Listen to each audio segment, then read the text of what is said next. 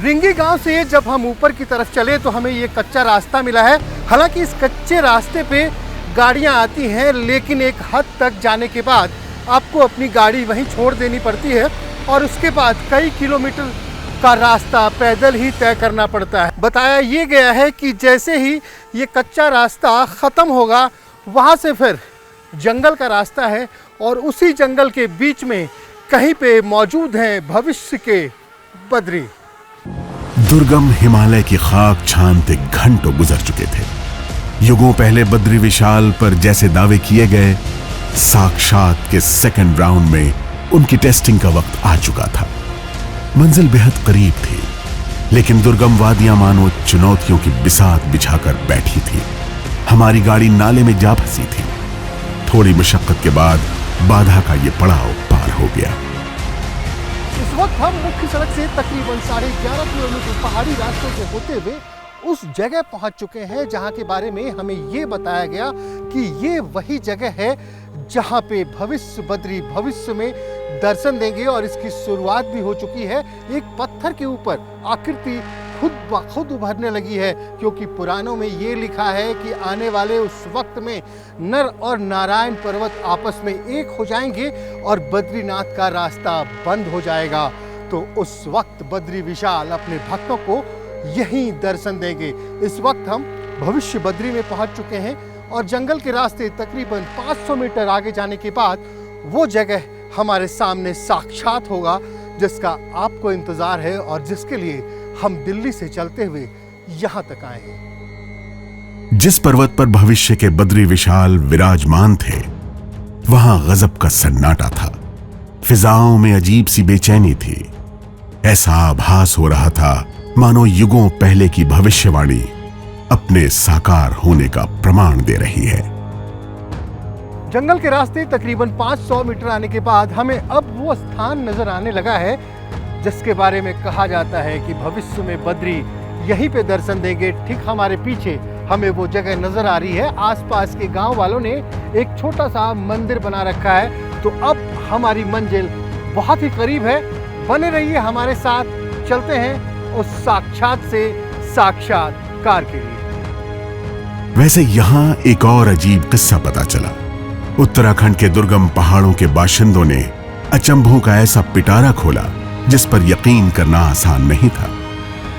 दावा किया गया जिस वीरान और दुर्गम पर्वत पर भविष्य के बद्री विशाल स्वयंभू स्वरूप प्रकट होने वाले हैं, वहां भगवान की आरती अपने आप गूंज उठती है। तलहटी में चरने वाली गायें भगवान विष्णु के स्वयंभू स्वरूप का अपने दूध से स्नान कराने तक आती हैं। गांव वाले गाय लेकर के आते थे, गायें चराते थे इधर। तो यहाँ पर जो ये जहाँ पर आज मूर्ति प्रकट हो रही है, तो एक गाय ऐसी थी जो घर में ब्याई हुई थी, उसका बच्चा था, लेकिन वो घर में दूध नहीं देती थी। तो उसके मालिक ने सोचा कि भाई ये गाय ब्याई और ये यहाँ दूध नहीं दे रही है, दूध कहाँ जाता है। तो ग्वाले आया, उसने उसका पीछा किया गाय का। तो गाय को देखा तो गाय आई ये पत्थर पे जहाँ पर वो मूर्ति प्रकट हो रही है, उसके ऊपर में गाय ने अपना सारा दूध उसमें चढ़ा दिया।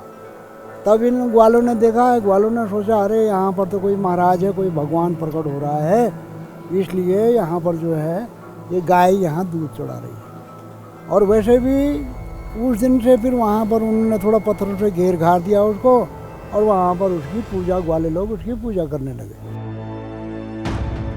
कुछ वैसी ही घटनाएं घट रही थी जैसी भविष्य के बद्री धाम में घटने के दावे थे।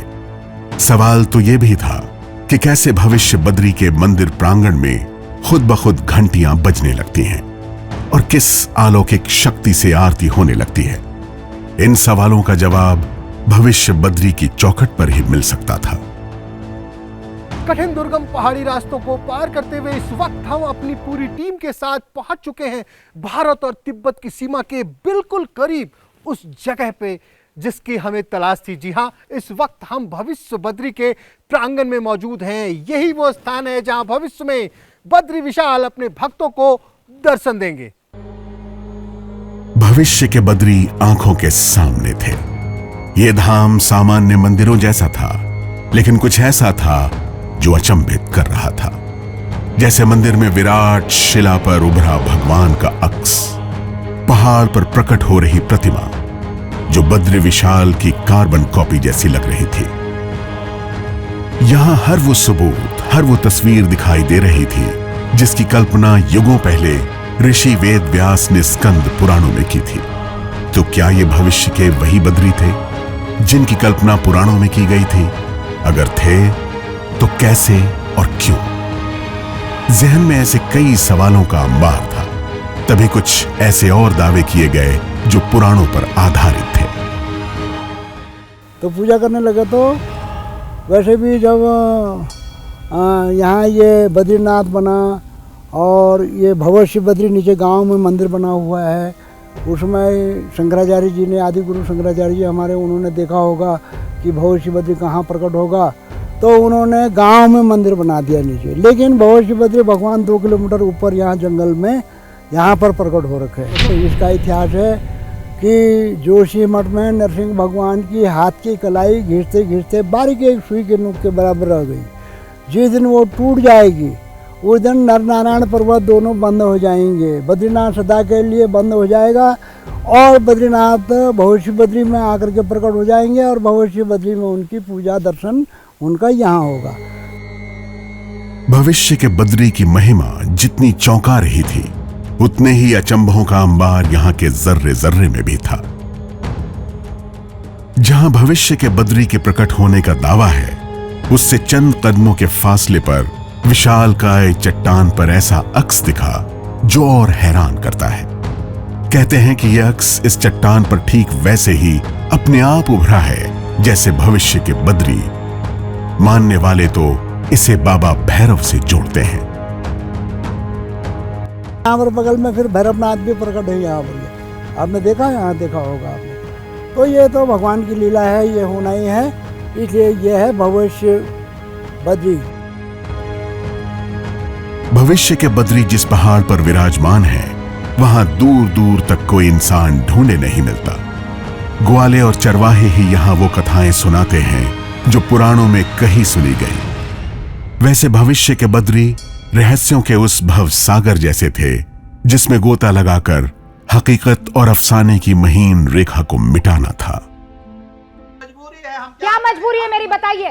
मैं अभी आपको बताती हूँ कि मैंने ओए होए होए होए, नमकीन के चटकारे लेते हुए टकटकी मार के डिबेट शो को पॉज रिपीट कर कर के देख रहे हैं जोगिंदर जी।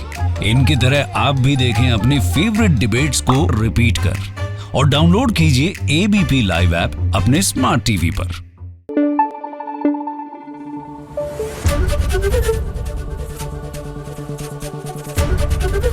एबीपी न्यूज आपको रखे आगे।